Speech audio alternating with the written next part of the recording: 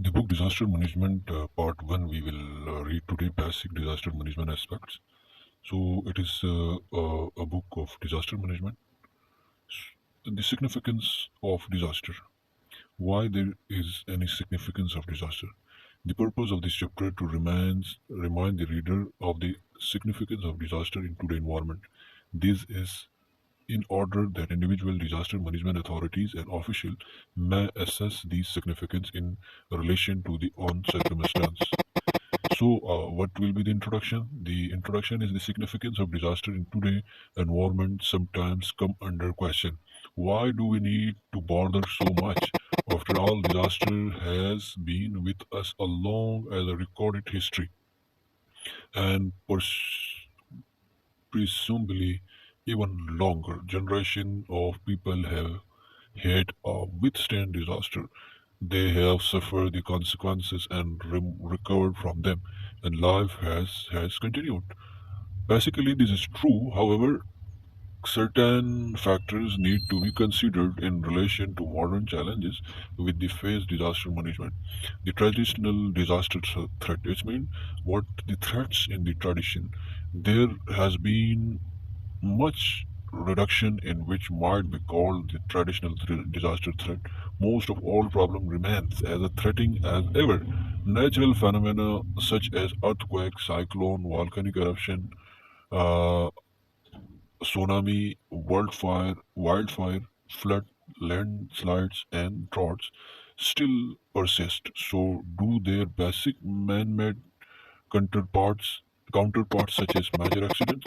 The disaster continue to cause grievous human casualties, economic and social loss, and damage to the environment. It is a certain true that we have learned to cope with these problems to some extent, but we have neither elimination nor contained them.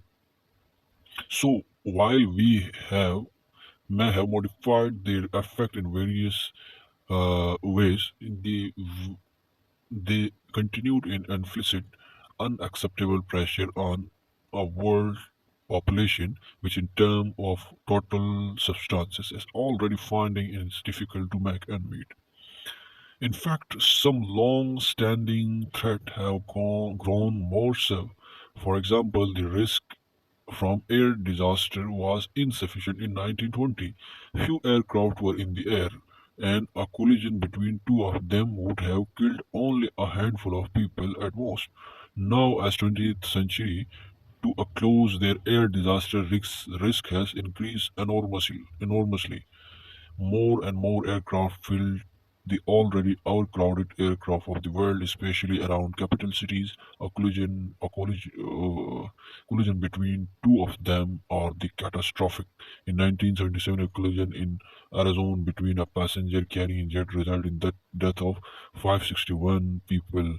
One aircraft was still ungrounded at the time. In 1988, 270 people lost their lives following the terrorist mm, subgauge of an airline over Scotland. Number five is with some of order long-standing threat, we ourselves have added to risk. An increased population alone has forced people to live in a disaster-prone area which previously would not have been regarded as habitual.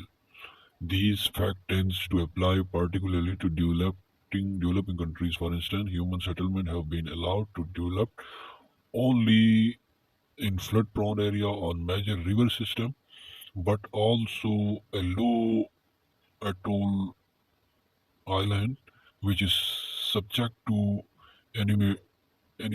inundation from the sea.